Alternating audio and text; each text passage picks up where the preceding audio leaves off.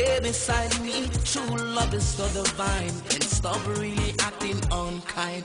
You are my happy hour, my past, my today and tomorrow. Baby, let me take you home and rock your world. But if you keep me going me all night long, you are my happy hour, my past, my today and tomorrow. Baby, let me take you home and rock your world. Just if you keep me going me all night long. Yeah, yeah. Sun and music.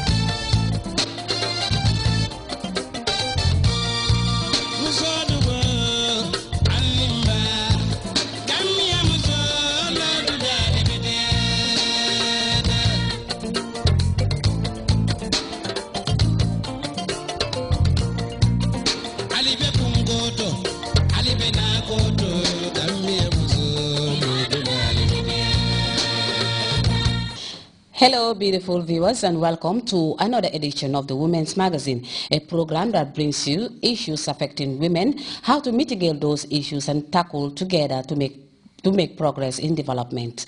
I am Fatoumata Simaha. Thank you for joining us.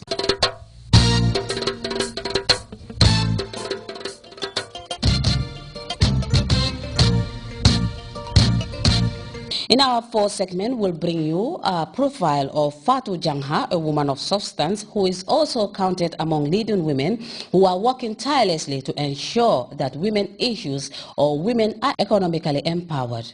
Fatou Jangha, a renowned Gambian social entrepreneur born and raised in Banjul in an extended family.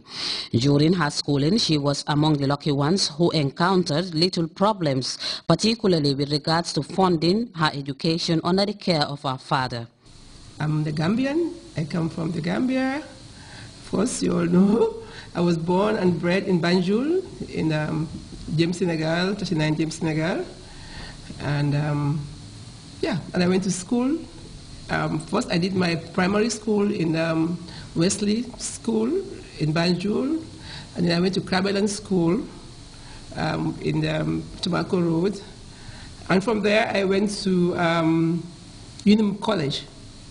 So basically, that's what I did. I mean, Unum College. After Unum College, I spent there 2 years, then proceeded to Nyala University College in Sierra Leone, where I did a diploma in extension, agriculture, and home economics.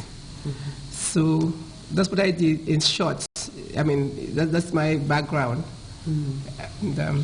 And, can you tell us what was your choice of a career whilst you were going to school?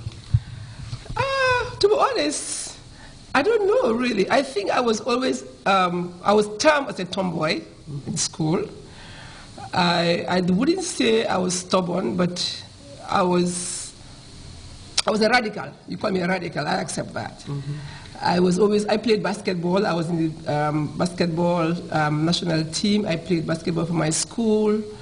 And then I was always hanging with the unusual. I mean, like in those days, if you hang with boys, you know, I can never get apart, that kind of stuff.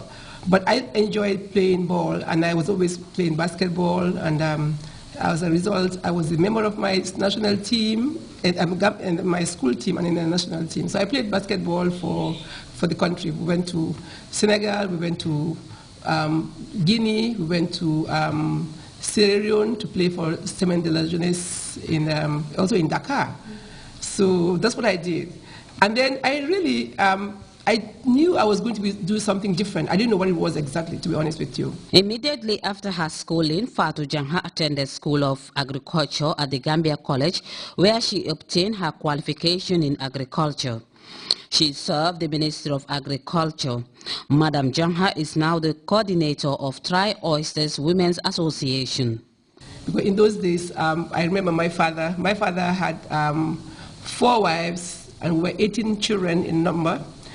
And he believed in those days that women shouldn't go high, further than a certain stage. So I was a victim of that. And I remember I was to go to Gambia High School, and then he said, you know, why don't you go and find a job or go and find a husband? I can pay for you. So on that note, I then went and sat to the exams, because in those days, exams, Unum College, you just sit to the exams, and then the entrance exam, and if you pass, then you could just go to college. So that's what I did. I went to Unum College through the examination. You pass the examination, and then when I went to college, to be honest, I didn't know what I wanted to do. I was just going to go to school. But then, in the interim, we realized that we could actually do agriculture.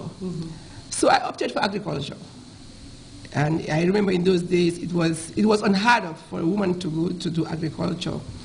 And I mean, to do agriculture on that level. So 3 of us, that was Dr. Kuliemane now, who was the Action Aid Director, and now she's working for FAO, and Hadi Sane of Primate Streets. And myself, we did agriculture. We said, okay, we went to the interview, and then we were asked by the late Dr. Nondi Jai, why are you here? Why do you want to do agriculture? I said, well, I want to do agriculture. He said, why? I said, nothing. I just want to do agriculture. So then I had the acceptance. I mean, I went to Unum College, 3 of us in those days. It was a big thing in those days. Did you hear these 3 girls, 3 women who are doing agriculture in the Gambia? It has never happened, and so on and so forth.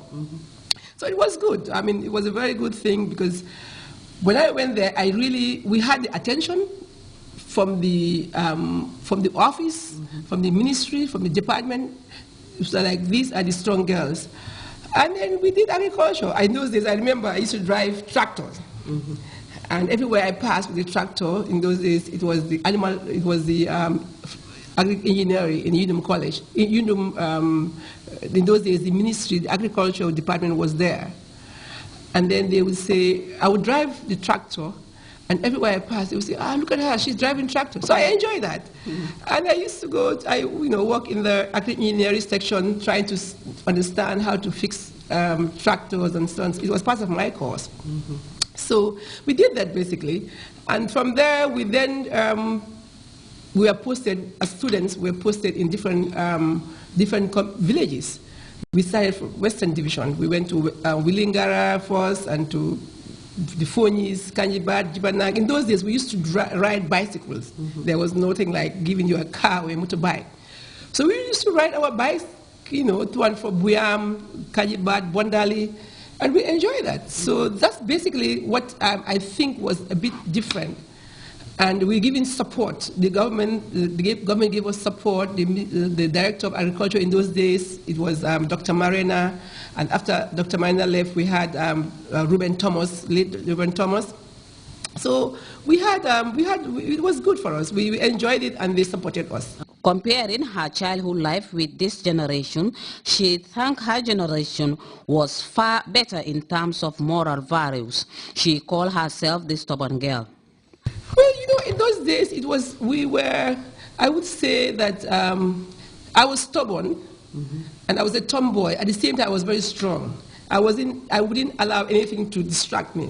Like, you see me going to I used to go playing basketball with boys, going to the tennis lawn every day. Although I had problems with my mother would not she never liked me to do that.